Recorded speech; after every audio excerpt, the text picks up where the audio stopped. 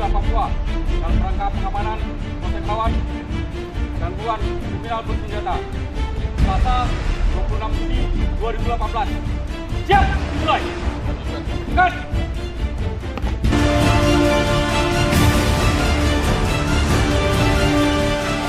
Tujuan BKO yang saudara laksanakan adalah untuk menangani wilayah rawan terhadap gangguan kelompok kriminal bersenjata yang dapat mengancam stabilitas keamanan di wilayah hukum Polda Papua.